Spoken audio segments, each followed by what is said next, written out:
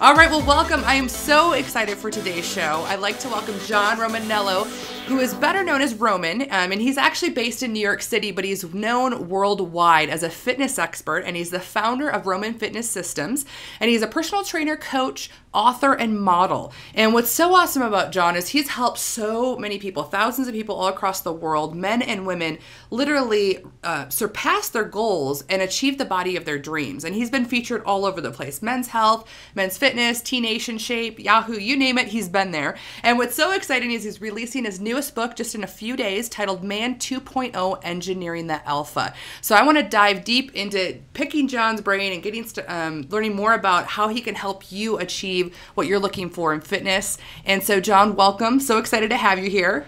Thank you very much. It's really, really great to be here. Thank you, everybody, for tuning in and listening to me ramble. I do appreciate it. Absolutely. We're excited. So tell me, like I start all my interviews, how did you break into your field and become the expert? Sure. That is a great question. And with regard to the fitness industry, it's certainly very relevant. Like many fitness professionals, I was a fat kid, and that was not fun. Womp womp. And so I actually went through a body transformation when I was about 20 years old, and my life changed in a number of dramatic ways, and everything got better. I mean, there were new complications that arose because of the transformation, but by and large, everything got better. My confidence increased, and it gave me sort of the drive to help other people, because it really had changed my life, and I knew it could do the same for others, and I just wanted to sort of pass that gift on. I had been very fortunate to have a few great mentors who helped me, and to be able to help other people was really inspiring. And so although I was in school at the time, I was double majoring in psychobiology and English, so I'm very interesting to talk to, but not qualified to hold a job of any kind. So I was double majoring, and I just really started training people, and I loved it. When I finished school, obviously you think, all right, I'll just keep going to school or go back to school, grad school. And I decided to take a few years off and pursue training just as sort of a for now thing. I think there was a period where I just thought it would be temporary. It was what I was doing, but it wasn't my career. And then I just kept falling more and more deeply in love with it the more successful that I got. I picked up my first professional athlete when I was around 24, and my business just exploded, and I was doing great. I was making six figures a year by the time I was like 24 years old, doing something I love and effectively going to work in my pajamas. And my friends who were using their degrees, they were making 40 grand a year doing things they weren't in love with. And so I figured this is probably the best fit. This is where I'm supposed to be. Yeah. And right around that time, things just kept growing, and I was writing more, and it's exploded, and it's been really fantastic. Yeah, it's amazing what you've been able to create, and it's so outstanding to be able to come from your passion. So I was listening to Abel's podcast the other day that you were on, and you were talking about how you got into the fitness, and then going from, chubby kid quote to, fit, that there was a big mental shift there for you, and then you had to keep up with that. So I'd love for you to share that, because I think any transformation, people go through that. Right. Anytime you go through any dramatic change, there's mental trauma. Not necessarily bad trauma, but it is a traumatic experience. And for me, well, for everyone, I think that going through any sort of huge change is almost like it can almost result in like a PTSD type of thing, because it is this really traumatic experience. And for me, although the changes were by and large beneficial, it created a lot of what Abel called head trash, which happens because you see the different way that people react to you. The story I always tell is I worked at a summer camp from the time I was about 18 till I was like 24. And it was great camp, affluent kids. Like the job description of camp is to play sports and hit on lifeguards, and that's it. And so the difference in summer 2001 working at day camp and the summer 2002 was just so extreme. It was a big camp, large staff, 300 or 400 people. Half of them were women. 90% of the women were hot. And just this sort of weird thing that happens when you understand that people are treating you differently because of how you look. Mm-hmm. It just sort of creates an interesting shift in how you perceive them. And then with regard to women, there's a lot of sex in the book, so we'll talk about women. It was a really interesting time. Obviously, one of the main impeti to go through a body transformation when you're a 20-year-old guy is because you want to look better so you can have more sex and date more girls. And I think that's the same for everyone, right? We're all like, even at the core of it, when you're 20 and you're not looking for a lifetime mate, you're still looking for a mate. Mm-hmm. That sex drive is really powerful. And so every type of reaction, every type of interaction that I had with women changed fundamentally, like starting that summer. It was really weird because all of a sudden I got what I wanted and I had all these women interested in me. But in my head, I was still the chubby kid.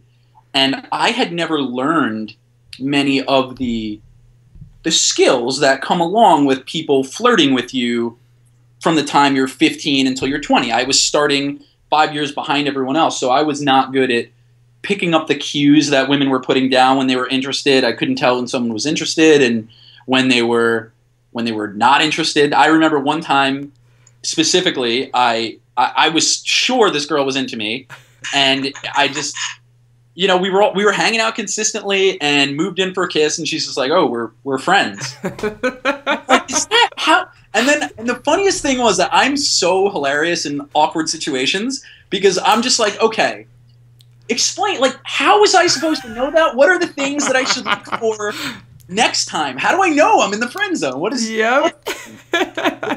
Then there was this other girl later that summer who I was hanging out with, and I didn't make a move at all. And we were at this big house party out on Long Island, and we had been hanging out for like 6 weeks. Literally nothing happened. And so I got out to my car, and she had left a note on the windshield that said, "Why won't you kiss me? Are you gay? It's okay. I won't tell anyone." And I was like, oh. So there's like, what do I do? How do I? Yeah. So it's a crazy field to navigate. I mean, you are mystical creatures. And so I think ultimately my point is that it was difficult to learn new social interaction. And then what happened is once I learned it, and I got very adept at it very quickly, so by the end of that summer, like early fall the next year, the shift was dramatic. And now I was like someone who had been deprived for 20 years, was like starving for 20 years, and now has all this food in front of him and just can't stop eating. And so, the early part of my 20s were just filled with extreme promiscuity and fun and partying and all the things that I think many people's 20s should be filled with. Not everyone.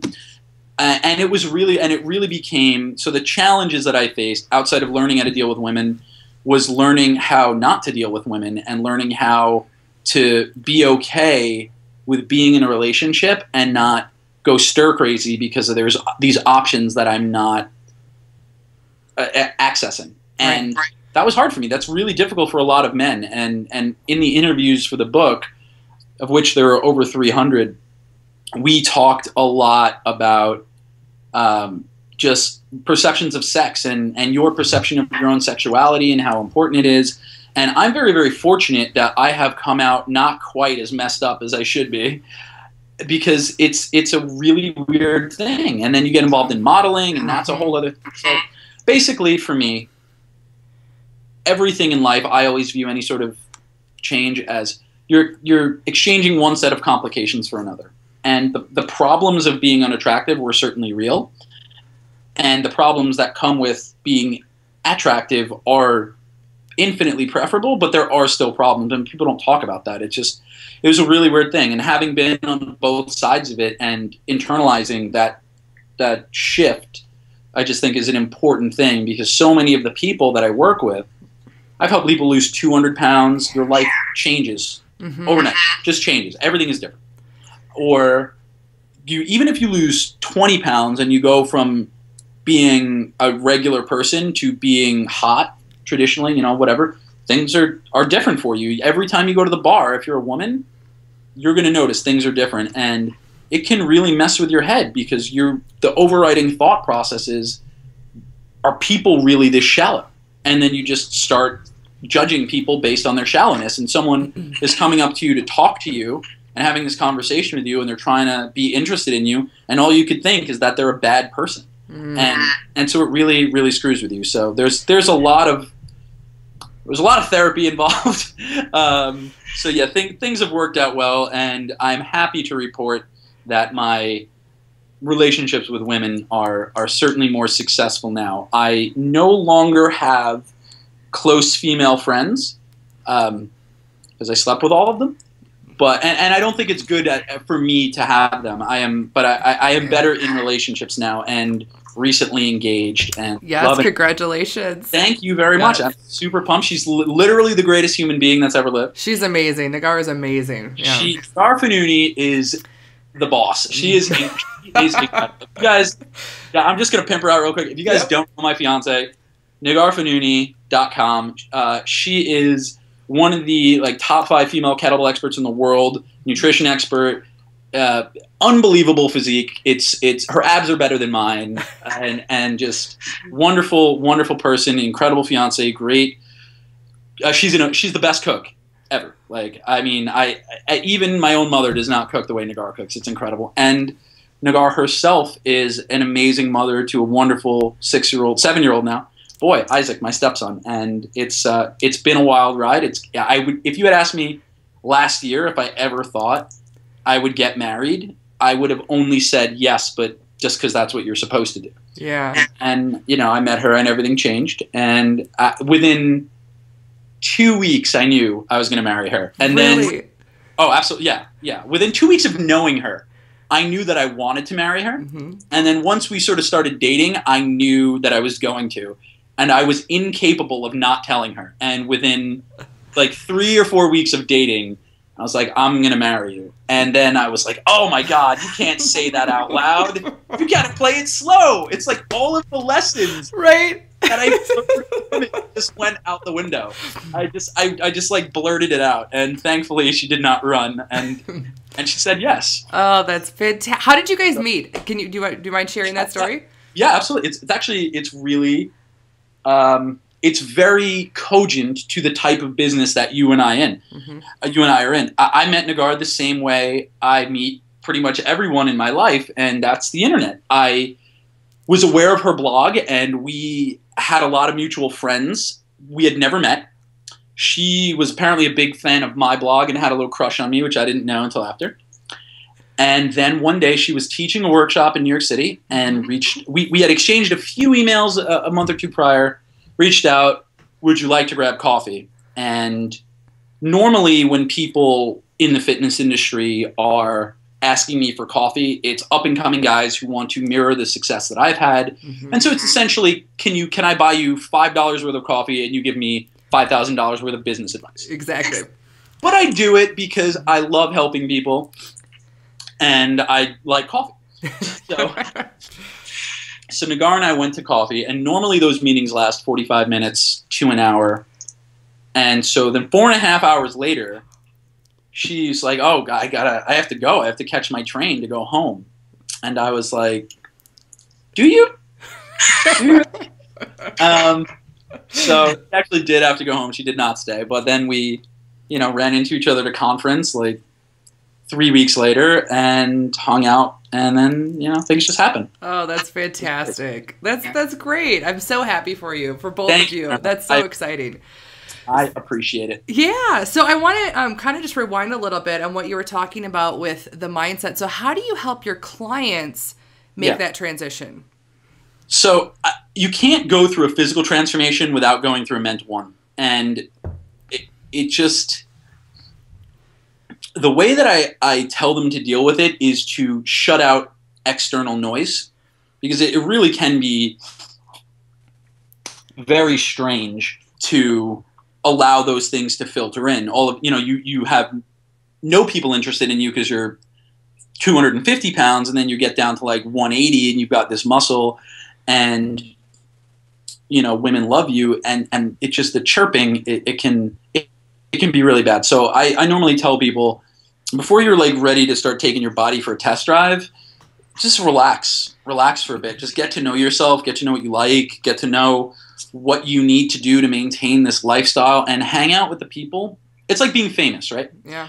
If you become famous and then you only hang out with people who know you as a famous guy, I would imagine, again, I am not famous, but my perception, having trained a number of celebrities, is that all that you're amazing, this stuff, it just filters in. Whereas if you do it entourage style and just hang out with the same 5 people you've been friends with your whole life, who knew you before you made money or who knew you before you went through a body transformation, those people keep you grounded because they will help you reestablish equilibrium.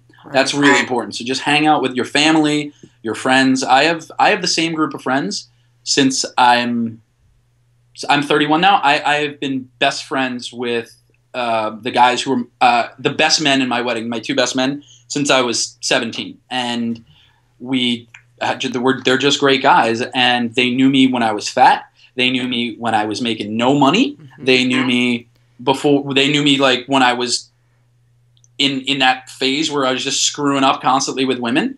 And so they've seen the physical transformation. They've seen the financial, the business transformation.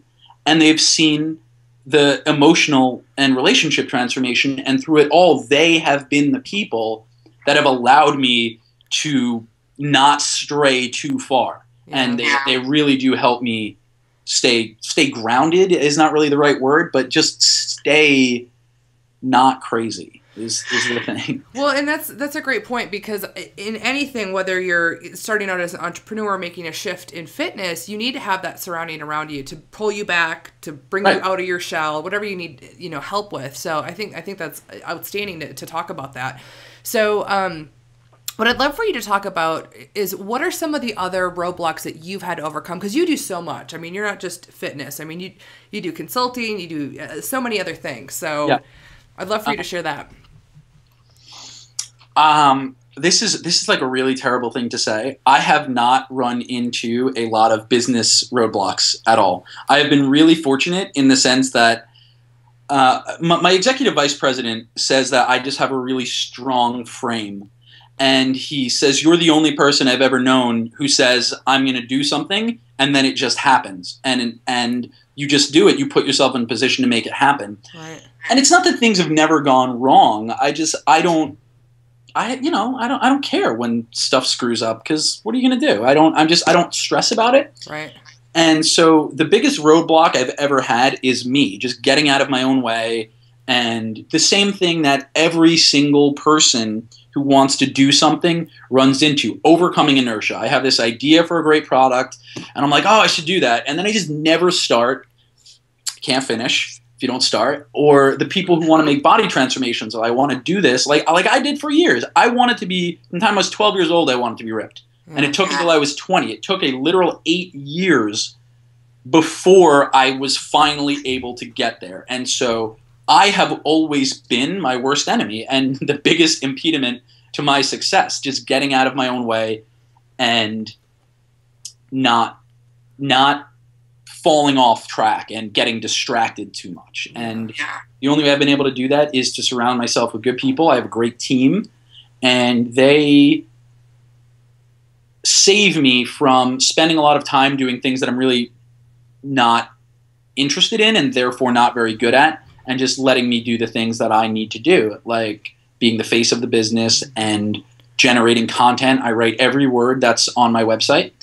And Adam and I, my co-author, we wrote every word of the book. I know a lot of people who write books have ghostwriters, which to me is, I don't understand ghostwriters. I don't understand personally how you could have a book with your name on it and not have bled on those pages. Yeah, I agree. More to the point, I don't understand how can you be a ghostwriter and write a 60 or 80,000 page book and be okay with not having your name on it for like $30,000. Some of them aren't, I don't think. I don't think so. No, it's crazy to me. I would never. I can't imagine. So those are the things that I need to focus on. I need to focus on this, you and I, this moment right here, and not worry about the fact that something might be going wrong with my shopping cart, and let my executive vice president handle that, because he is really good at managing those things, and I am not. So. Well, I mean, that's a ton of great information, though, because a lot of people, when they get started in their business, they're trying to manage too many things at once. They're not showing up where they show up the best, and that holds people back and getting yourself out of the way. So, I mean, you're a big personal development person, though, too. You've read a lot of books, which I think has really enabled you to succeed as quickly as possible with what you've done. So can you, well, I don't know, maybe that's just my perception, but can you share some of the things that you've read and what has changed your perspective for being able to just get out there and take action? Oh, the things that, I mean, in terms of business, certainly the 4-Hour Work Week. I remember reading that. It was right around the time I was getting involved in the online business, and that book, so this is 2009, it was only 2 years after its release, so that book is still, very, very highly regarded, but it was really sort of gospel at that point. It was like a holy book, and which must feel weird for Tim to have his book essentially be regarded as holy writ in the internet and marketing communities. Mm-hmm. So I read that book, and it really changed my mindset. And the crazy thing was that as I was reading the 4-Hour Work Week, this is a testament to Tim's writing. I felt like I knew him. I felt like I was there with him taking all those adventures. And more importantly, I felt like we would be friends. I feel like, I'm like, if Tim and I met, we would be boys. We would totally get along. Mm-hmm. And as it turned out, I was right. I remember I read that in 2009. I said, I'd really like to meet this guy. It'd be cool to hang out with. And I put myself in position to meet him. And now, we're boys. I mean, he's a great guy. He's a great friend of mine. I really, all of the other stuff, this is what I'm talking about, like being famous. Like whatever Tim must experience on a micro level in the internet, all the people who only know him from after his books constantly like just fanboying him, and me consciously not taking that approach and just like getting to know him as a friend and like really appreciating him as a human being. Right.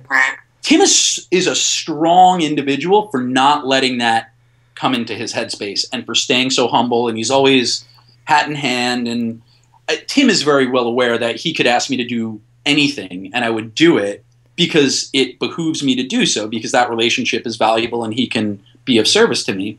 But he's never like, yo, do this thing. He's always like, hey man, if you have time, do you think you could?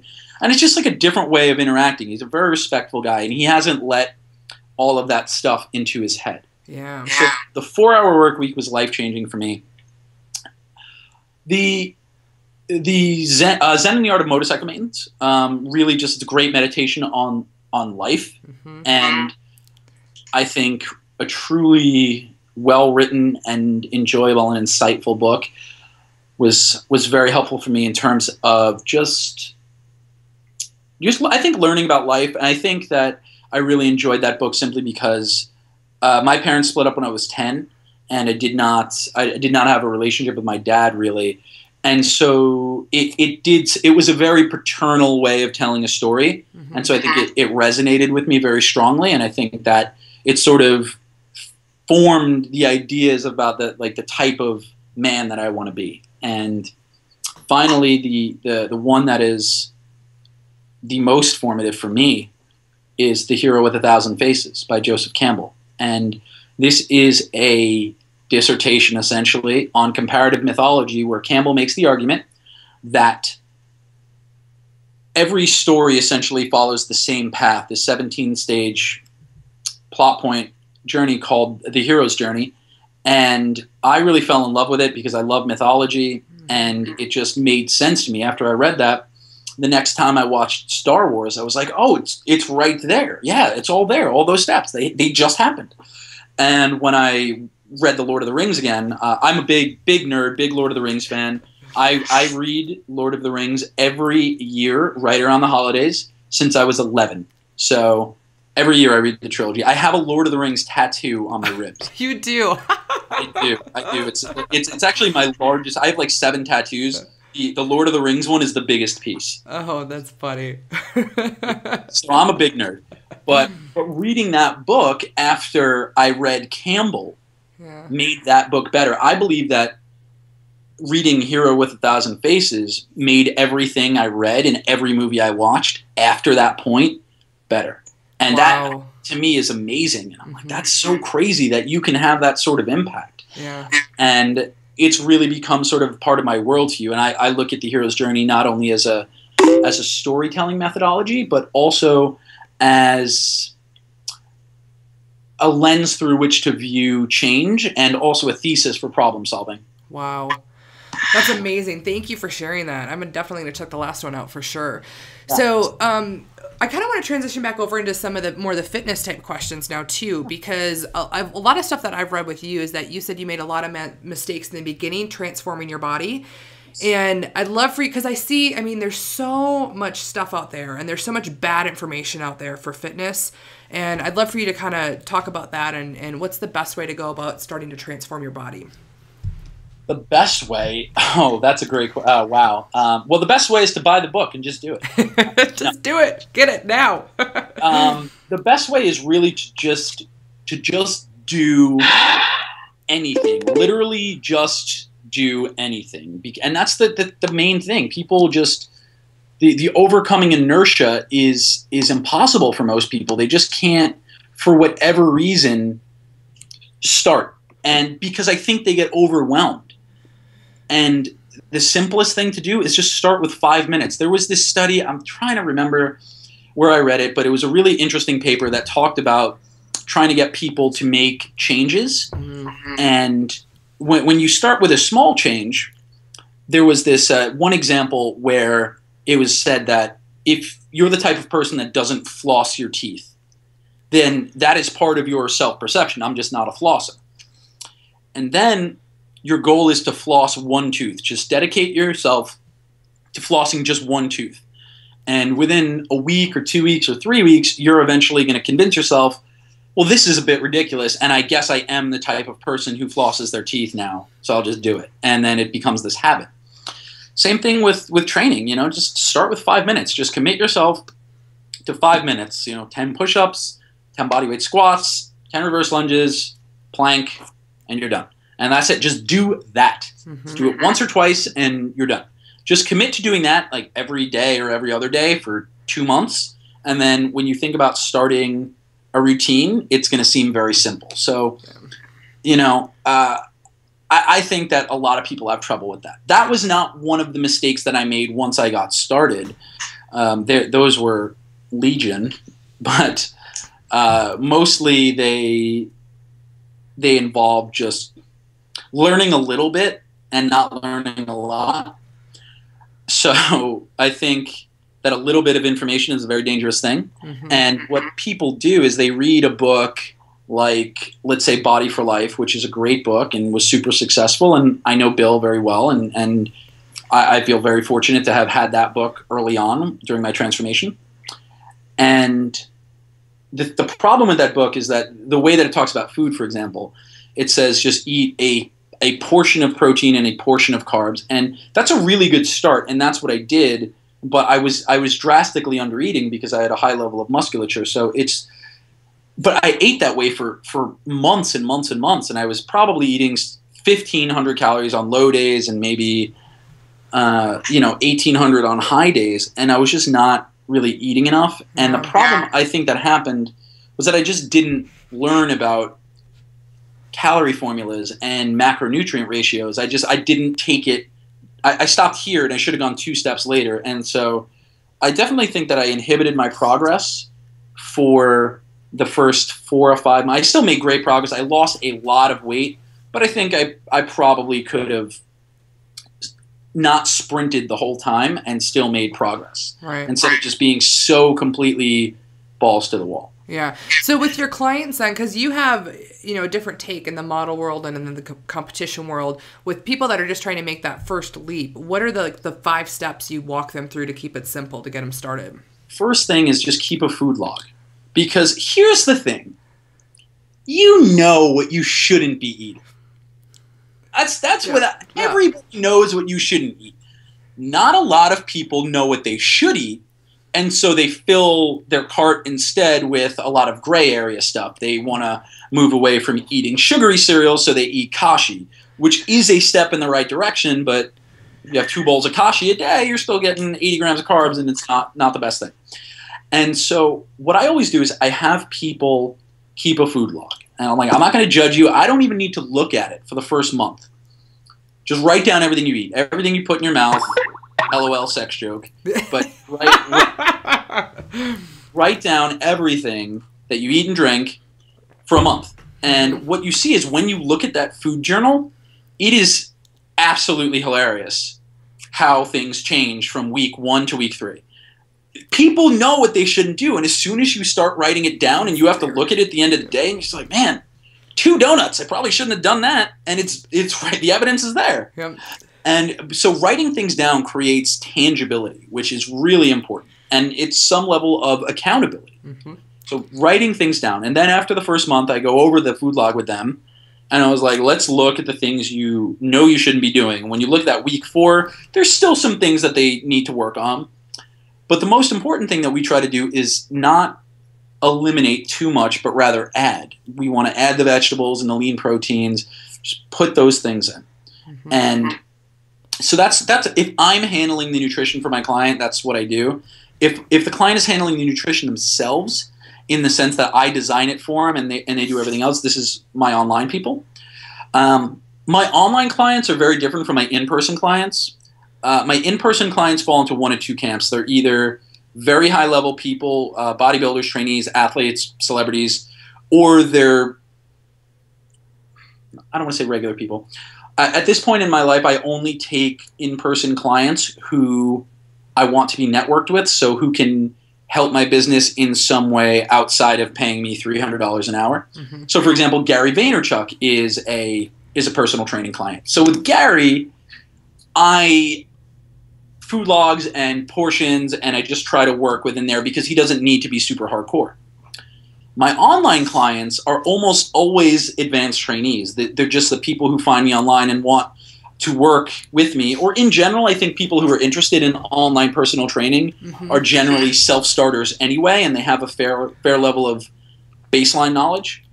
And the way that we handle that for those people is every single client for at least 3 months has to track calories and macros and weigh their food, because I believe that these people are trying to take it to the next level, and that's trial by fire. You need to do it. It's very helpful. Yeah. So that's sort of how I deal with it. Oh, that's fantastic. Now, do you set up customized, because you coach a lot of women and you coach a lot of men too. So, and I was reading one of your blog posts that I love where it says, do women need to train differently? And I think there's been a perception out there like with weights and with what women can do and what's going to happen. So do you set up, tell us about how you do that with different body types and how you set up the programs. Absolutely. Well, it really depends on goal. And the thing that really changes things the most is the free time that you have to dedicate to training and the availability of equipment. When we have people who are in gyms, the program design is very different. For example, if I have a guy who trains at home and he has a full gym in his house, it's very easy. If he trains at a crowded commercial gym, I can't program any chest exercise for his Monday workout because he's just never going to get it. It's gonna mess up the flow. Yeah. So that really factors in. If people are interested in kettlebells, that factors in. Do they have equipment? So the training programs are all based on my general outlook, which is for fat loss. We use a lot of metabolic resistance training and some bodyweight conditioning, and generally also throw in heavy weights to increase and maintain strength and lean body mass. And for muscle building, there's a different approach. So the thing that really differs is working around people's pre-existing conditions and working within whatever constraints or criteria that exist based on their lifestyle and all those other things. Mm-hmm. And then in terms of nutrition, I have about 20 custom calorie formulas, 10 for men and 10 for women. Actually, now if I'm thinking about it, it's really probably that might be about right. Yeah. So I have 10 for men and 10 for women. And the custom calorie formulas are more advanced than the ones that you'll find online. The very simple calorie formulas just tell you to take your weight and multiply it by some number, and that's how many calories you should eat. But right. What's the problem there? There's no differentiation between lean body mass and fat mass. And so you're really just eating to maintain your body or lose a little bit of weight, but you're not differentiating. And that's not what most people want. So then the more sophisticated ones, they have you calculate your lean body mass and then multiply by that. but there's still a hole missing because they don't take fat mass into account. And so my calorie formulas calculate, they're based around lean body mass and fat mass. Your baseline level of calorie intake will be lower if you have a lot of fat on your body because, I mean, simply put, if you want, this isn't going to be scientific jargon, but the fact is that fat people lose weight faster. They don't need to eat as much food. It's much easier to maintain your lean body mass on 13 calories per pound of lean body weight if you have 60 pounds of fat to lose. So, it's just, to me, it's this crazy concept that if one guy is, let's say, 200 pounds and 10% body fat, and another guy is 360 pounds and 50% body fat, they both have the same amount of lean mass. Do you really think that calorie formula is enough, that it's enough to work for both people? So to make them more sophisticated, we take body fat into account. And so every client has their calories and macronutrients carefully calculated based on where they start. And then we retest every 2 weeks rather. And generally speaking, things change once per month. Oh, wow. That's outstanding. So you talk a lot about with your dynamic fitness approach. So talk a little bit more about that and how you are different from other trainers out there today. I'm really not. I mean, is the simple way. Here's the thing. At the highest level, everybody is good. And the thing is that even when I'm different from other trainers in the way that I approach things, ultimately we're all offering the same product. We're all offering a better body.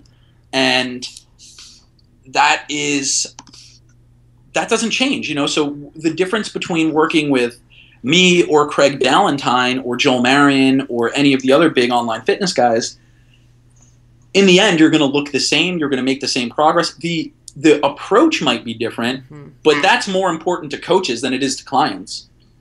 The real thing that makes me different is who I am, not what I offer.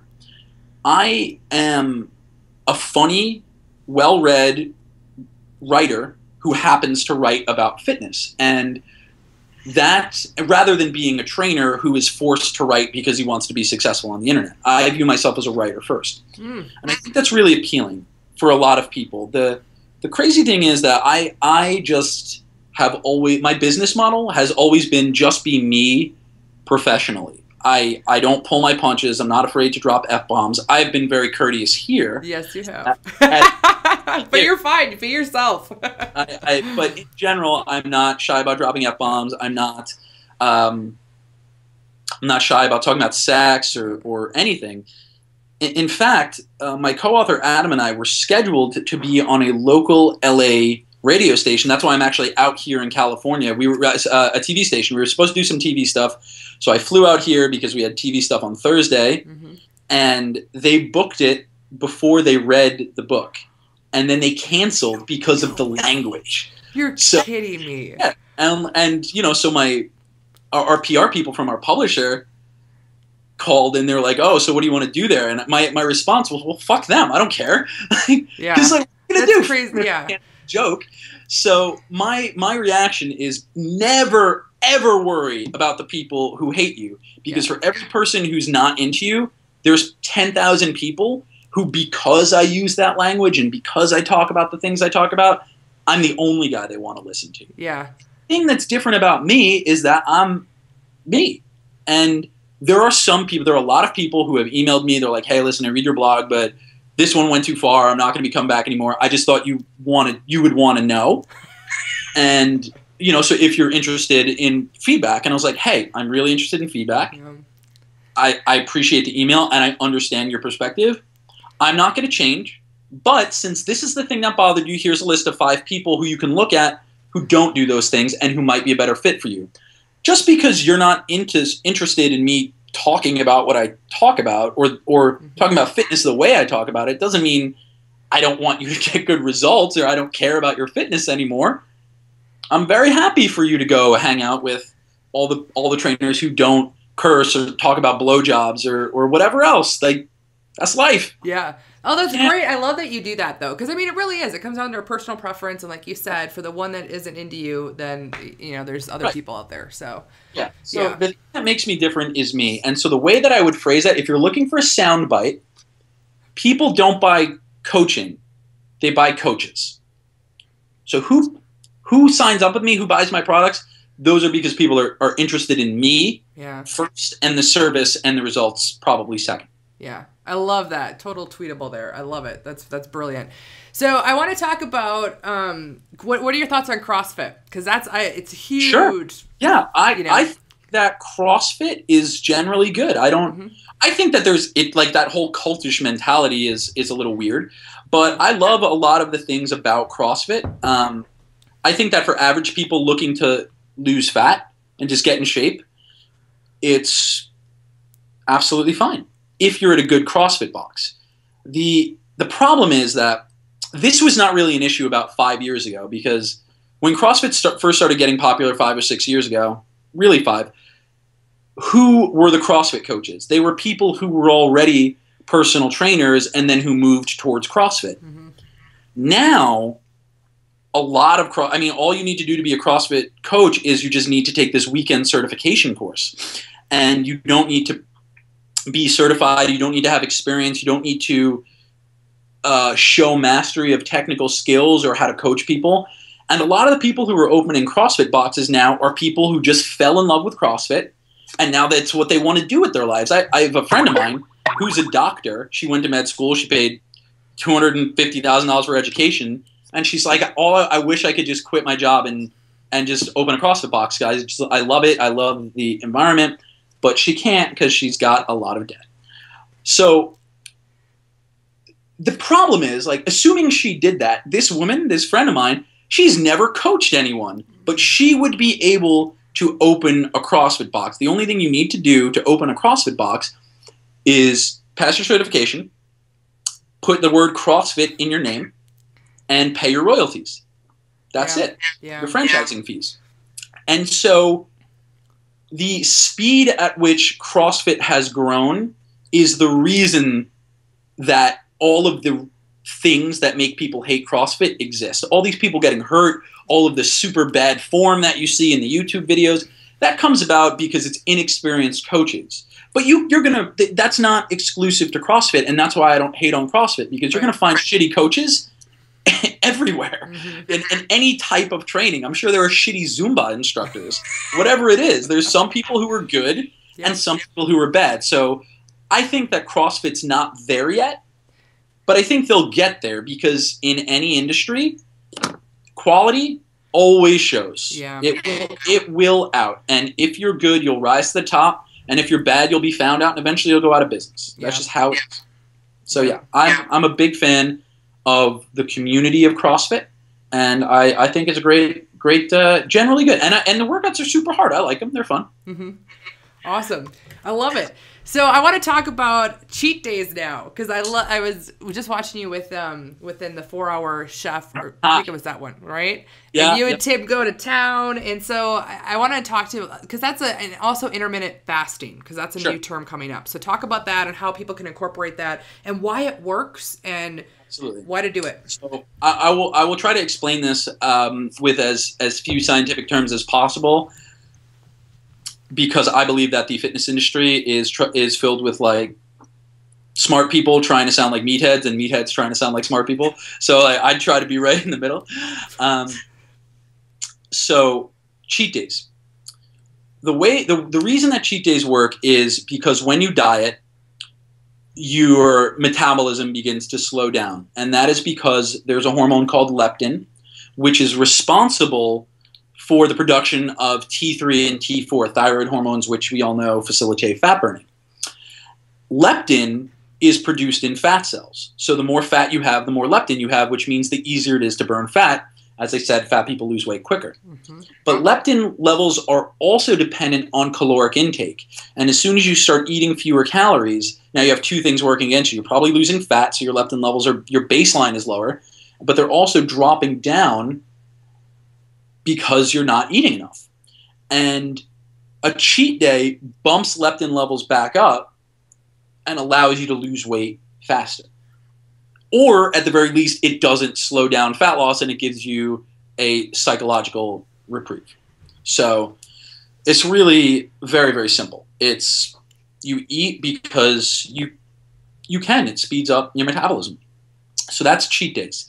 They're awesome. What Tim and I did in the 4-Hour Chef is we each ate a Vermonster, which is a Ben & Jerry's confection, which contains 20 or 24 scoops of ice cream. It's 3 brownies, 2 cookies.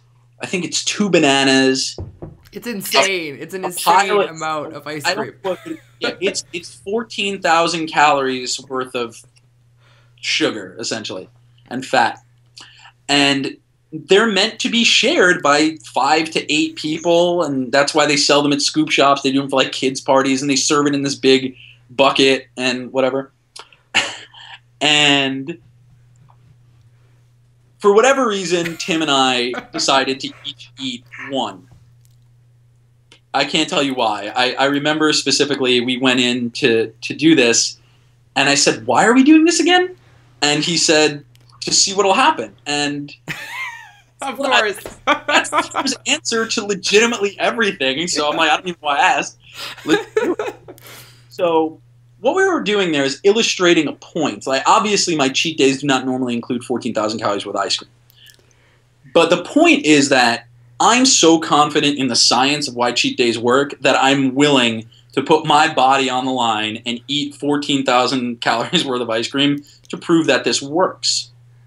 Because it works. And it's fun, you know? You don't like... I believe that people should have cheat days on Sunday because if you're like me, you like to watch football on Sunday. And I can't prove this with science, but I am confident, factually confident, that football is more enjoyable when you're eating burgers and wings. I'm almost positive anyone in the world would agree with me. Not to mention, burgers and wings taste better when there's football on TV. Unless you're Jets, in which case food turns to ash in your mouth because the Jets are terrible. But yeah, so cheat days on Sundays, and then on Monday we fast. No food at all. So let's move into the second part of your question. Yeah. Fasting. This really just means periods of pre-selected periods of not eating, of abstaining from food. And you can do this for anywhere from 16 hours, which is the Lean Gains Martin Berkhan approach, all the way up to 36 hours, which is more my feast fast approach. You do that the day after your cheat day. And there's also 24 hours in the middle, which is popularized by Brad Pilon with Eat, Stop, Eat. So there's that. They all work. There's a lot of different ways to do it. Brad's way is eat regularly 5 days a week and then just don't eat at all 2 days a week. Berkhan's is fast for 16 hours out of every single day. So you're condensing your meal timing to an 8-hour window. And the reason that fasting works, particularly the 16-8 method, it's probably the more sophisticated version, is that it allows for easier management of your hormonal environment. The less often you eat, the less often you produce insulin. When you're fasting in general, you're producing more growth hormone, so there's that. And they just have disproven studies about like the metabolic fire, this nonsense that we all believed, all of us, so that I'm not blaming anyone, that we all believed for 10 or 15 years that you needed to eat 6 small meals because it would keep your metabolic fire burning, and that's been proven not to be true. There's really no metabolic difference in eating 3 meals versus 6 meals, or even 2 meals versus 1 meal. So I think that for most people, eating 3 meals is a lot easier. Imagine if you could cook half as much. Like how great would that be? Less cleanup. Oh yeah, absolutely. So with when you do, so you have your cheat day on Sunday, and then you go into intermittent fasting for the whole day. Are you taking like branched chain amino acids too, or what are you doing to keep the protein? Yes. Great. So I will do branched chain amino acids after my workout. I try not to do them pre-workout or early in the morning because they're pretty insulinogenic. So just bring insulin levels up. So yeah, just for me, BCAAs and water and occasionally some green tea. Neghar does coffee and BCAAs and water and green tea. So she's like, yeah, I'm just not drinking coffee anymore right now, in general. But yeah, so that's interesting. So is that your regular? I mean, that's every week that you do that. That's your schedule. During football season, yes, absolutely. So really probably through the summer, from about midsummer to, I guess, October, November, December, whenever, like all the way through football season. So really until the end of February, That's pretty much how I do it. And then starting in January, I tend to just eat a little bit more evenly for whatever reason, simply because I just have nothing to do on Sunday, so I don't need to cheat. But yeah, I don't know. I just find that having a cheat meal once a week when we go out to dinner is more enjoyable than sitting down and, just like gorging all day long. Right. So, yeah. So now, is that what you have your clients do then too, on that same type of schedule? Right. Yeah. It really depends on the client and what they want to do. Some people are not into cheat days. They'd rather have a cheat meal. Right. Some people are not into fasting. But in general, most of my clients use the approach that I generally use, which is feast on Sunday, fast on Monday, and then essentially Tuesday through Friday, 16/8 IF, so you just 16 hours of fasting. And then Saturday, sometimes I fast again completely, just to sort of like make sure that everything is optimized for the cheat day. Right. And then sometimes I'll just do a protein-only day. It'll really depend on my level of leanness and how I'm feeling. So, yeah, that's awesome. So how I found out about you is from Joel Marion, one of his products, because I was traveling all the time and I wanted to change up my workouts and the crappy little hotel gyms that you're in. And so you guys had, one of his products was similar, kind of the same thing. It was a shorter period of time that he had people focus on this. But what I wanted to ask you about is the workouts. When you're doing, what type of workouts should you be doing on fast days versus cheat days? I mean, it really depends how high level you want to get. I think that everybody should just do a workout on a cheat day and on a fast day. But if you really want to get a little bit more technical, then you would just do a muscle building type workout on your cheat day immediately before you start cheating, because obviously you can create a lot of micro trauma because you're going to be having this influx of calories and nutrients that you can use to repair that. On the other hand, on fast days, you do more of a fat burning workout to just like reduce glycogen stores that you've just filled up. If you want to get even more specific, on cheat days, we do density style training because, again, it does create a lot of micro trauma. And on non-cheat days, on fast days rather, we do more of a lactic acid style where the goal is to produce a lot of lactic acid, which produces a lot of growth hormone.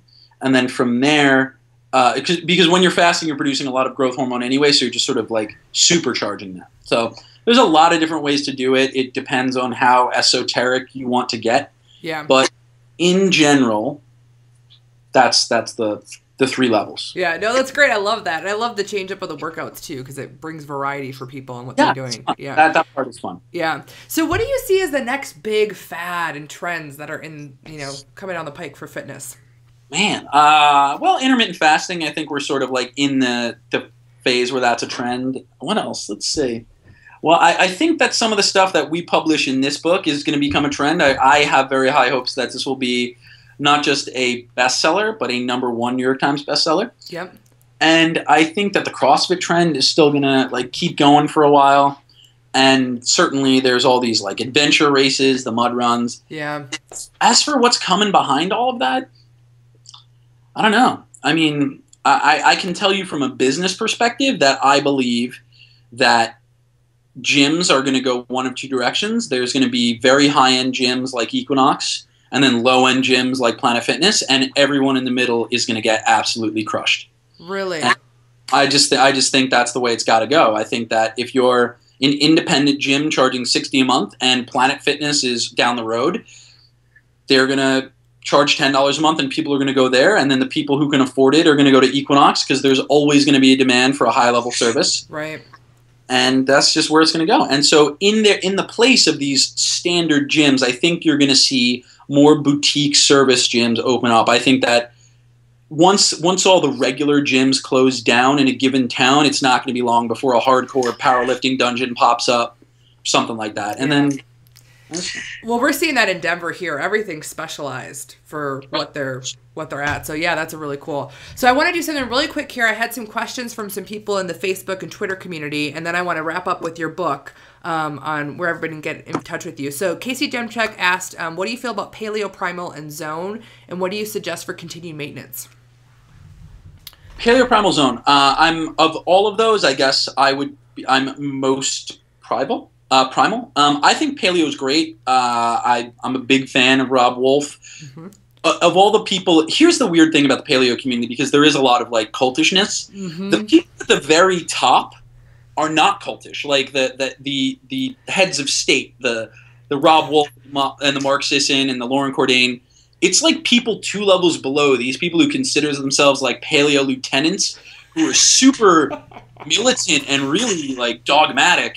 And I was just at Paleo FX. That's so funny. Yeah, it's so weird. It's always like true though. It's never these guys. It's these guys, and because people like to have shit to argue about on the internet. Yeah. Yes. So I like Paleo in general. I think it's a really good start. I don't think that Paleo is necessary for everyone. And I think that a lot of people, myself, for example, I don't have a problem with gluten. I did a 2-month-long paleo experiment where I did the strictest version of paleo, right? Meat and veggies. I didn't eat potatoes or tubers or fruit. And I got all my blood work tested. And then I went to eating gluten for about 2 weeks and got my blood work tested. And there was really no change at all. The thing that was higher was like my baseline insulin levels, because all of a sudden I had carbs. But so I'm not sensitive to gluten. I'm a little bit sensitive to dairy. What I seem to be most sensitive to is fruit. High levels of fructose like bloat my belly, so I have a really bad reaction to that.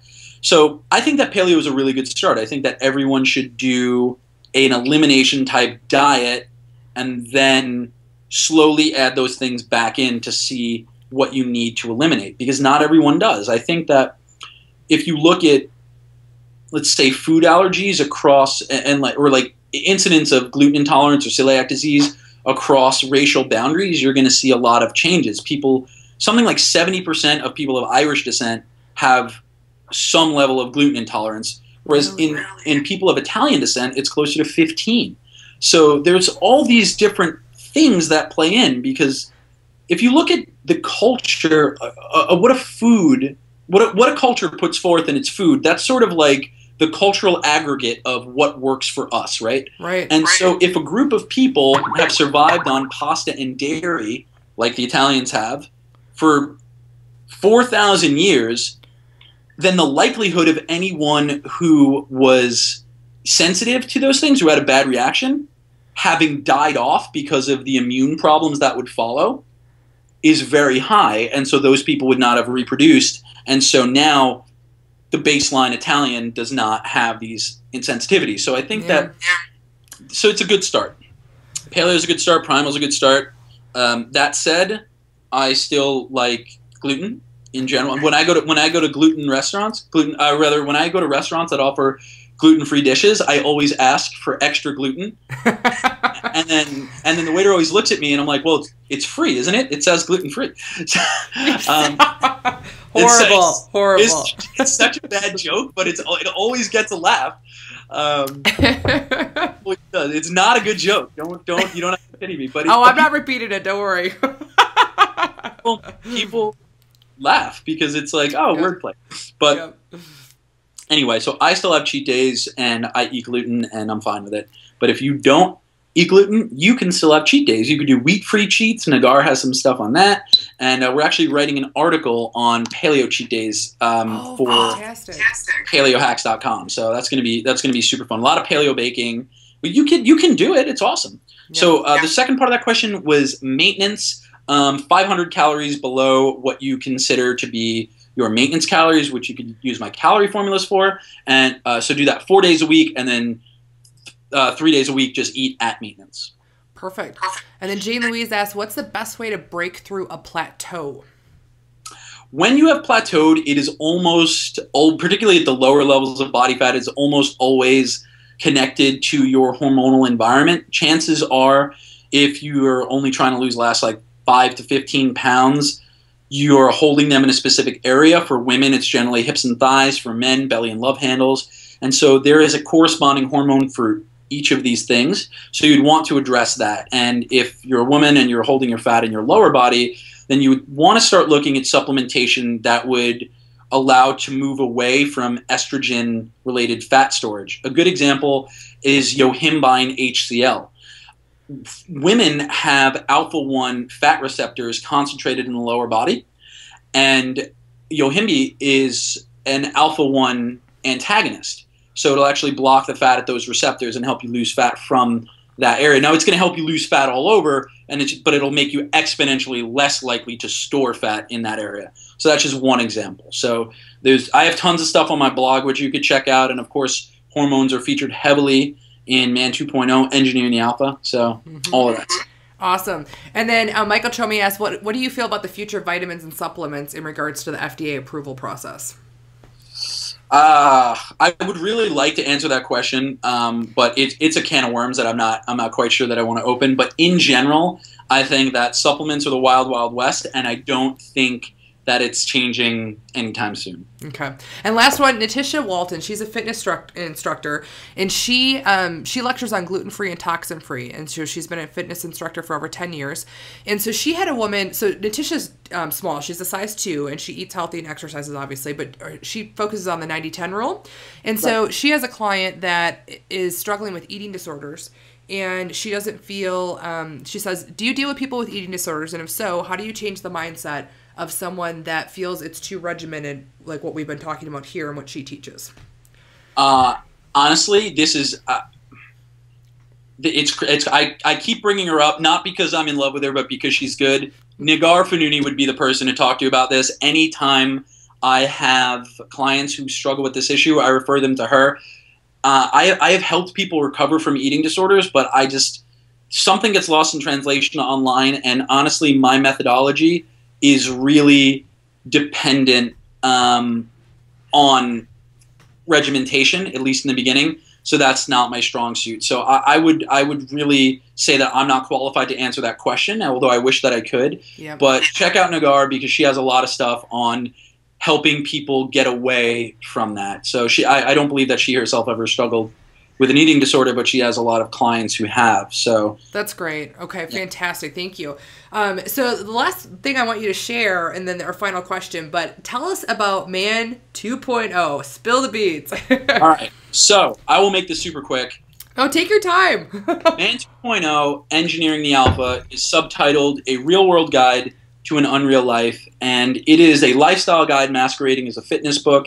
It is intended to help men become the best version of themselves. So you will burn fat, you will gain muscle, but you'll also increase testosterone and confidence. Your sex drive will go up.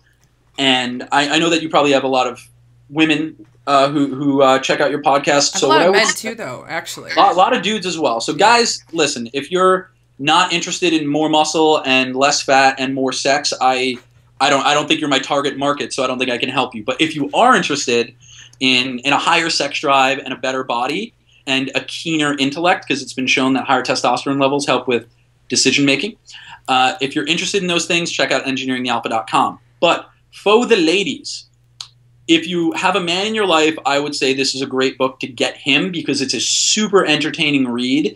And even guys who don't like books have told me that they love this book, which is really, really cool. It's and the only other person I've heard that about is Tucker Max. So which is say what you want. Say what you want, but the guy moves books. So I think that women should buy it for the men in their life, because it will help them. Because men are not good at taking care of themselves. We often need the people around us to tell us simple things like, hey, you have 105 fever, maybe you should go to the doctor. Because men don't do that, because we're big, dumb animals. And that's just how it is. So Men aren't going to take care of the hormonal stuff on their own, and I think that this book from a woman will sort of help raise awareness. If you're a woman, I think you should also read it yourself, because it will. Some of the information is relevant to you. 95% of the fitness information is relevant to you and will work for you. But it also offers keen insight into the male psyche. Yeah, I can't wait to get my hands on it myself and read it, so I'm really excited about it. And the last question I want to talk about is, this is kind of like shifting gears completely from what we've been talking about today, but it's the 5-minute makeover question. So the $1 million question: if you had to start over from scratch today without knowing anyone and without having the resources that you have now, what would you do to rebuild your empire? I would do the same thing. I would just start writing and do the same thing I did, which was actively get published in as many places as possible. That would be my goal. Just for me, it's always been about, if you're a good writer and you increase visibility, eventually you'll blow up. Yeah. Roman, this was absolutely amazing. Thank you for taking so much time and going through all of just phenomenal information today. So if everybody can tell us where everybody can find out about you, that would be fantastic. Sure. You guys can check me out at RomanFitnessSystems.com. And of course, you could pick up the book on Amazon or Barnes & Noble, but we would love if you checked out our website, EngineeringTheAlpha.com, because if you purchase there, we have tons of free shit we're going to give you. And we love giving away free shit. Awesome. Well, thanks again. I'll have everything on my blog, so everybody can find out that at chrisgilbertson.com, where you can connect with Roman and all of his products, books. And thanks again. It was a blast. Great having you on the show. So much. Really appreciate it. I want you to know, guys, that we finished under the wire. My laptop battery is on 1%, and I don't have it in this room. So I'm gonna hang up and go get plugged in. Thank you for having me, everybody. I really appreciate it. Thanks, Roman. Have a good one.